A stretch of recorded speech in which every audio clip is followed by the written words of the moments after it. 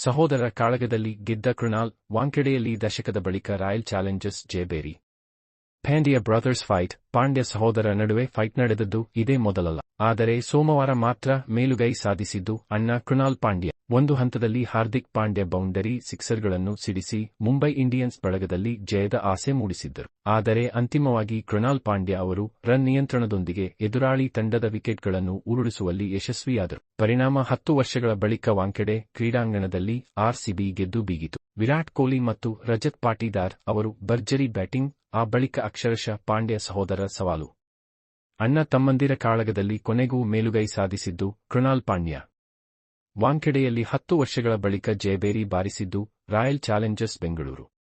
ಮುಂಬೈನ ವಾಂಖೆಡೆ ಕ್ರೀಡಾಂಗಣದಲ್ಲಿ ಸೋಮವಾರ ನಡೆದ ಪಂದ್ಯದಲ್ಲಿ ಗೆಲ್ಲಲು 222 ರನ್ಗಳ ಗುರಿ ಪಡೆದ ಮುಂಬೈ ಇಂಡಿಯನ್ಸ್ 20 ಓವರ್ಗಳಲ್ಲಿ 9 ವಿಕೆಟ್ ನಷ್ಟಕ್ಕೆ 209 ರನ್ಗಳನ್ನು ಗಳಿಸಿತು. ಹೀಗಾಗಿ ಪ್ರೇಕ್ಷಕರನ್ನು ಕೊನೆಯ ಓವರ್ವರೆಗೂ ತುದಿಗಾಲಲ್ಲಿ ನಿಲ್ಲಿಸಿದ ರೋಚಕ ಪಂದ್ಯದಲ್ಲಿ ಆರ್ಸಿಬಿ ತಂಡ 12 ರನ್ಗಳಿಂದ ಜಯಬೇರಿ ಬಾರಿಸಿತು. ದೊಡ್ಡ ಮೊತ್ತ ಬೆನ್ನಟ್ಟಿ ಹೊರಟ ಮುಂಬೈ ಇಂಡಿಯನ್ಸ್ಗೆ ಅನುಭವಿ ರೋಹಿತ್ ಶರ್ಮಾ ಅವರು ಸ್ಫೋಟಕ ಆರಂಭ ನೀಡಿದರೂ ಹೆಚ್ಚು ಹೊತ್ತು ನಿಲ್ಲಲಾಗಲಿಲ್ಲ. ಕೇವಲ 9 ಎಸೆತಗಳಲ್ಲಿ 2 ಬೌಂಡರಿ ಮತ್ತು 1 ಸಿಕ್ಸರ್ ಬಾರಿಸಿ 17 ರನ್ ಗಳಿಸಿದ್ದ ಅವರನ್ನು ಯಶ್ ದಯಾಳ್ ಕ್ಲೀನ್ ಬೌಲ್ಡ್ ಮಾಡಿದರು. ಈ ವಿಕೆಟ್ ಪತನದ ಬಳಿಕ Ryan Rickelton 17, Will Jacks 22, Suryakumar Yadav 28 run ಧಾರಣೆ ಮೇಲೆತ್ತಲು ವಿಫಲರಾದರು. ಆದರೆ ನಾಯಕ ಹಾರ್ದಿಕ್ ಪಾಂಡ್ಯ 42 ಮತ್ತು ತಿಲಕ್ ವರ್ಮಾ 56 ಅಂತಿಮ ಹಂತದಲ್ಲಿ ಉತ್ತಮ ಬ್ಯಾಟಿಂಗ್ ಪ್ರದರ್ಶಿಸುವ ಮೂಲಕ ಆರ್ಸಿಬಿ ಪಾಳ್ಯದಲ್ಲಿ ಭೀತಿ ಮೂಡಿಸಿದರು. ಆದರೆ ಇವರಿಬ್ಬರು ಔಟಾಗುವುದರೊಂದಿಗೆ ಮುಂಬೈ ಬ್ಯಾಟರ್ಗಳ ಮೇಲೆ ಹಿಡಿತ ಸಾಧಿಸುವಲ್ಲಿ ಆರ್ಸಿಬಿ ಬೌಲರ್ಗಳು ಯಶಸ್ವಿ